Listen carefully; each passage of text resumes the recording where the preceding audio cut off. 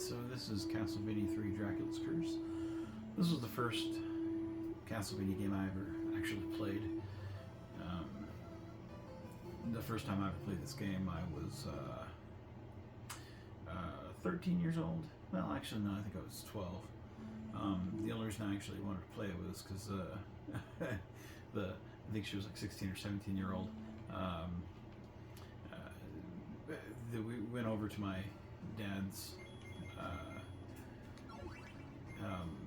friend's house, and his daughter was playing it, and she introduced me to this game.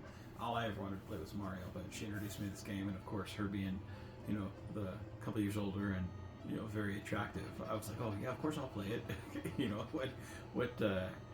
What young kid wouldn't want to play a game that a hot older woman wanted him to play, so of course I played it. But I instantly fell in love with the game. And she was at the level where Alucard, I hope I'm not spoiling this 30-year-old game for anybody, she was at the part where Alucard is, and I thought that was very cool. And she was one that told me that Alucard was Dracula spelled backwards, and I thought that was cool, that was Dracula's son.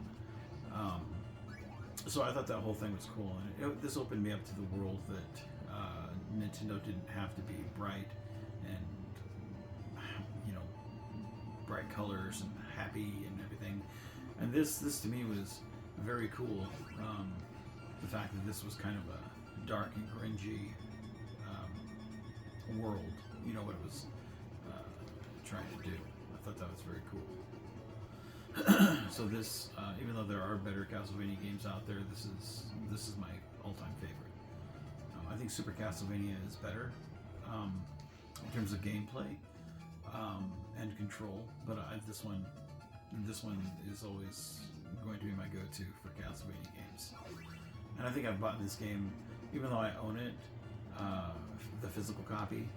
I have this on every emulator I have. I have this on every time I can get a copy of it, I buy it. I'm that much of a fanboy of this game, and I think that's true. Like, people who say that emulators are bad, I don't think they are. I think if you love something enough, you'll purchase it. You'll make it. It's just like with people who, of course, YouTube being a thing. YouTube being a thing, and free downloads for music and whatnot. If you love something enough, you'll go out and buy the band's music. You'll support that band, and it's the same thing with this. Like, I support this every time I can, every time it's available. Even though I have it available for my emulators and have it available for simulation and everything. Like, I make sure that I can play it any way that I can.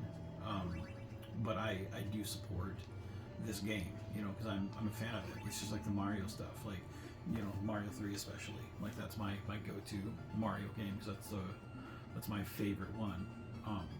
And for those of you that know my Mario history, you guys know my love for Mario 3. But yeah, this game right along with Mario 3, Zelda, changed my life, and more so than just being staples of the Nintendo series. They're just flat out good fucking games. And they're all three different genres: Zelda, Mario, and Castlevania. They're all three different ways to play the games. They're all three different genres of Nintendo, different styles, and they're wonderful games. And again, I think that's something that's kind of different with modern games, is you don't really get a sense, with so much going on now, they kind of just throw everything at the at the wall, see what sticks. With these, they really were different. It didn't feel like they were trying. It just felt like they were trying to make they were just trying to make a good game.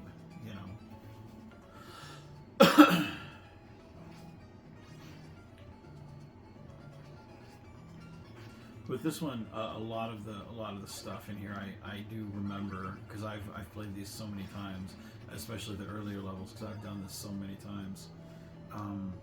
It doesn't feel like I'm playing; it just kind of feels like I'm on autopilot. Like I said, especially when I get into the earlier games, because I've done these, you know, especially the Nintendo games. You know, a lot of us, I think, who've played Nintendo can attest to having played the same fucking level over and over and over. You know,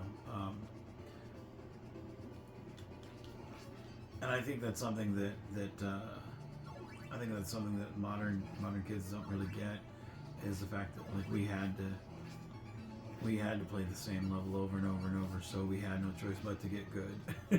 You know, I know that frustrates Royce.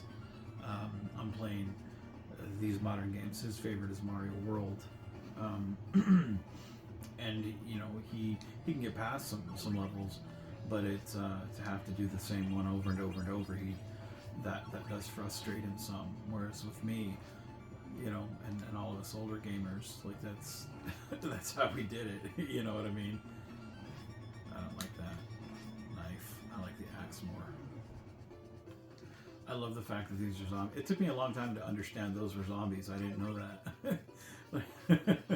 I don't know if that's the graphics of the game or whatnot. I just thought they were mud monsters. I didn't know those were zombies. Those were supposed to be zombies.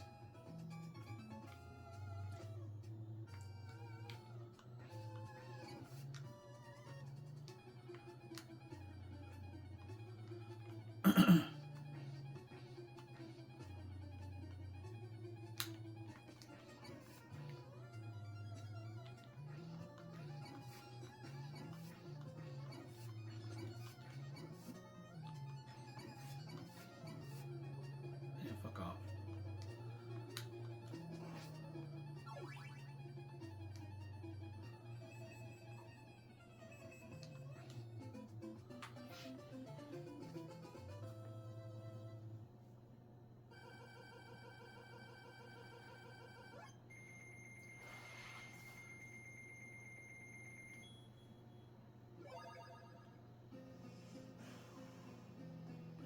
This is my favorite thing about this game, is the fact that it feels interactive. It allows you to choose which way you want to go instead of just being a very linear game. It allows you the choice of where to go. You can choose to go to the castle, or you can choose to go to the woods. I know when you go to the castle, eventually you have to go to the woods anyway, but it allows you the choice. You can go get Grant, or you can go to the woods straight away. I always choose to go get Grant because he's such an important character when you have to get those hard to reach places later. So to me, I always go get Grant. Plus, I think he's a cool character. I think that feature is also important for this game. So, that being said, I will join you next time.